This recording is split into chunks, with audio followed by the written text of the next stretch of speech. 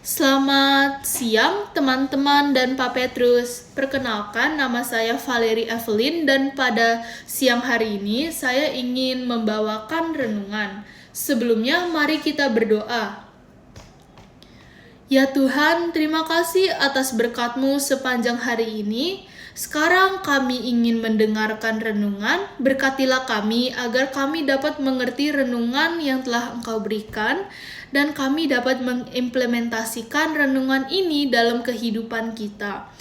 Tuhan, tolong jadikan renungan ini menjadi berkat untuk hidup banyak orang. Terima kasih ya Tuhan atas berkat-Mu. Amin.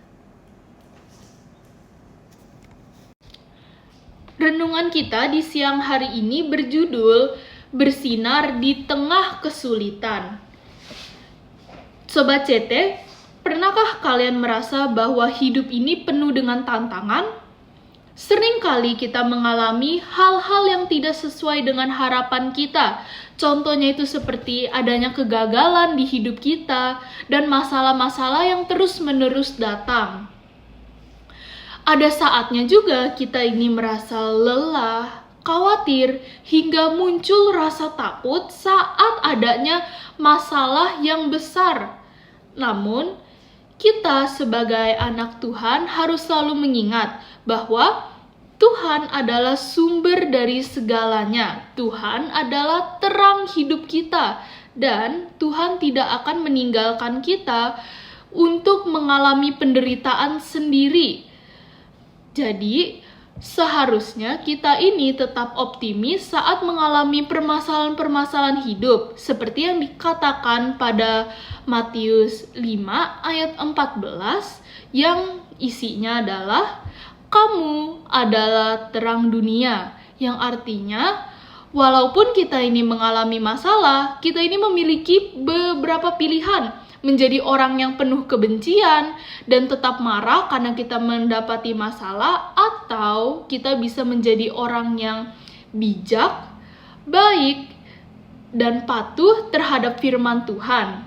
Saat kita memilih menjadi orang kedua, kita ini mencerminkan kasih Tuhan dalam kehidupan kita. Ingat, Tuhan itu tidak menjanjikan hidup tanpa masalah, karena hidup kita itu bukan seperti jalan tol yang tidak ada satu kerikil pun, melainkan hidup kita itu seperti jalan yang penuh lika-liku dan ada kerikil, di mana kerikil ini adalah masalah hidup kita. Tetapi kerikil ini tidak akan ada di setiap jalur hidup kita. Kita akan ada saatnya di mana kita naik, tetapi bakal ada juga saatnya kita turun menghadapi masalah-masalah. Tetapi kita sebagai anak yang mempercayai Tuhan harus selalu optimis, karena Tuhan telah berjanji untuk selalu melindungi setiap langkah kita. Jadi Tuhan tidak akan membiarkan kita jatuh bebas ke dalam masalah, tetapi Tuhan akan terus menuntun kita langkah per langkah untuk menyelesaikan masalah-masalah kita. Ingat, jika kita menjadi orang yang optimis, kita ini juga melatih iman kita. Karena itu, jangan jadikan masalah-masalah di hidup kita menjadi hal yang menjauhkan diri kita dari Tuhan. Karena pastinya di hidup setiap orang akan muncul masalah. Tidak ada yang namanya hidup tanpa masalah. Jadi, kita harus selalu tekun berdoa, membaca firman, dan berbuat baik. Karena hal-hal yang kita lakukan dengan baik, sekecil apapun, akan memiliki impact yang besar kepada orang lain. Bisa saja Tuhan menjadikan hidup kita sebagai pengantar untuk kedamaian dan pengharapan untuk orang-orang lain. Jadi, selalulah mengingat bahwa Tuhan akan menemani setiap langkah kita, dan Tuhan tidak akan membiarkan kita, manusia, telantar dalam permasalahan-permasalahan. Sekian dari renungan saya. Maaf jika ada kata-kata yang kurang mengenakan hati. Sekarang, marilah kita berdoa. Ya Tuhan, terima kasih atas renungan yang telah Engkau berikan kepada kami. Tuhan, sekarang kami mengerti, tidak ada yang namanya hidup tanpa permasalahan. Karena kita pasti akan menghadapi masalah sebesar apapun maupun sekecil apapun.